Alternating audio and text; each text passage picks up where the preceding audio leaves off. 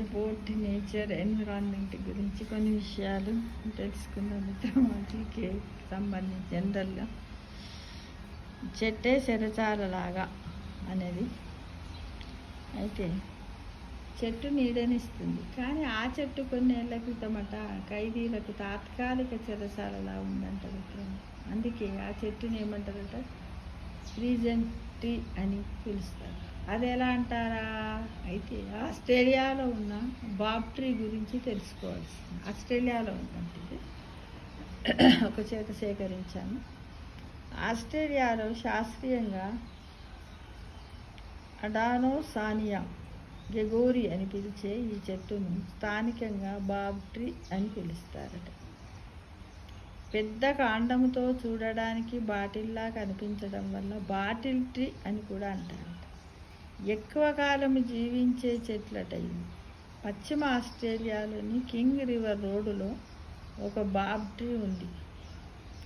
ఆ చెట్టు కాండము చుట్టుకొలత సుమారు 50 అడుగులంట.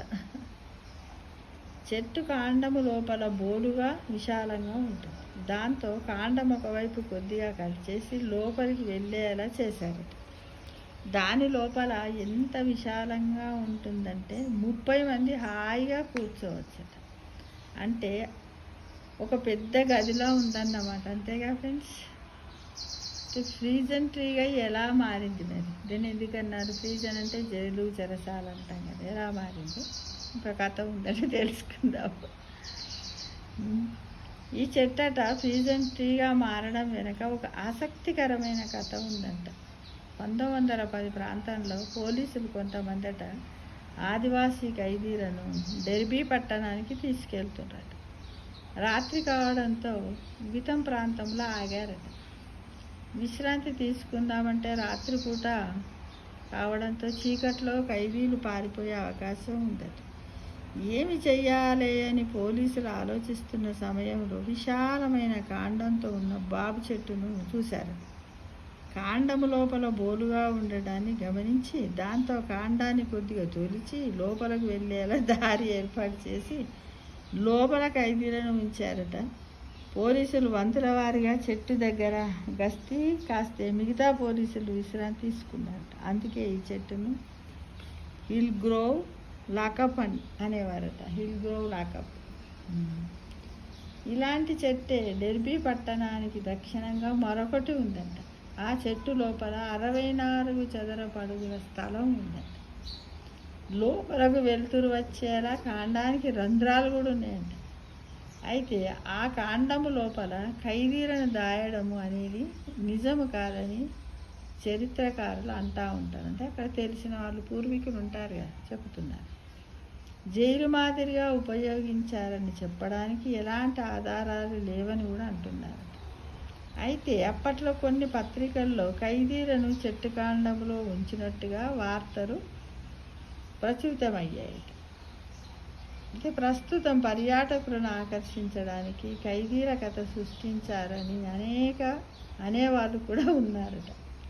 ప్రస్తుతం పర్యాటకుల తాకిడి పెరగడంతో చెట్టును సంరక్షించేందుకు అధికారులు ఫ్రీజన్ ట్రీని కాస్త దూరం నుంచే చూడాల్సి ఉంటుందంట. అంటే దాని చుట్టూ కంచె ఏర్పాటు చేసి దూరం నుంచే చూడమని అంటున్నారు.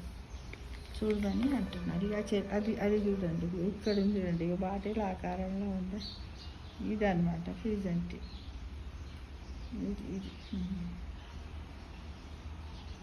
ఇది ఇంతే ఉంది కదా. ఇది ఇటు చూస్తే బాటిల్లా ఉంది, మధ్యలో రంధ్రం ఉంది.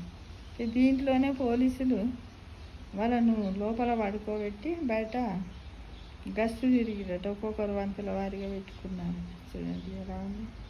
నిజంగా చాలా బాగుంది కదా. ఇంతగా చెట్టు అంటే ఒక చెట్టు మనకు అన్ని రకాలుగా ఉపయోగపడి మీకు అంతా తెలుసు. అంటే నేచర్ ఎంత అద్భుతమైనదో తెలుసుకోండి మిత్రం కదా.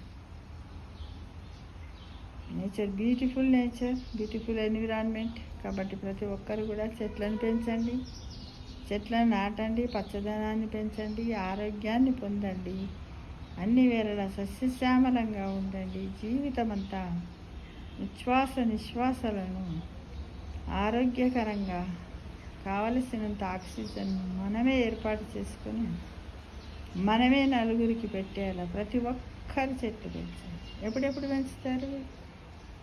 మనకు ఉన్నాయి కదా, మ్యారేజ్ డేలని, బర్త్డేలని, ఎంగేజ్మెంట్ డేలని, పిల్లల బర్త్డేలు, అమ్మా నాన్నల యానివర్సరీస్, అమ్మా నాన్నల వర్ధంతులు, అలాంటి సందర్భాల్లో ఒక్కొక్క చెట్టు పెట్టండి మిత్రమా. మనమున్న చోటని ఎక్కడో కాదు.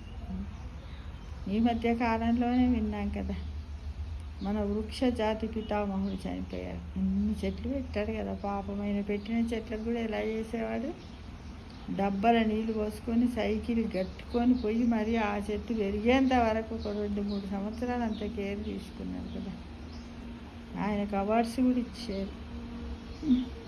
అలా అని కాకుండా మనం కూడా మనకింత అందమైన జీవితాన్ని ప్రసాదించినటువంటి మన సృష్టికి మనం ఏదో కొంత పచ్చదనాన్ని అంటే కొంచెం గ్రాటిట్యూడ్గా ఉంచాలంటే పొల్యూషన్ తగ్గించాలి. కాబట్టి చెట్లను పెంచాలి మిత్రం. ఈ రోజు నుండే ప్రతి ఒక్కరు కూడా బర్త్డేకి, మ్యారేజ్ డేలకి, అమ్మా నాన్నలు చనిపోయిన రోజు నాడు చెట్లను పెట్టండి. ఏదో ఒకటి ఇష్టమైంది, అందుబాటులో ఉన్నది, ఏదైనా పర్వాలేదు.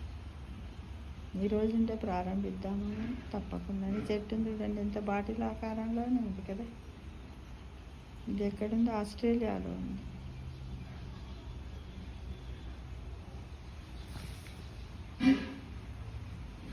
Thank you for watching.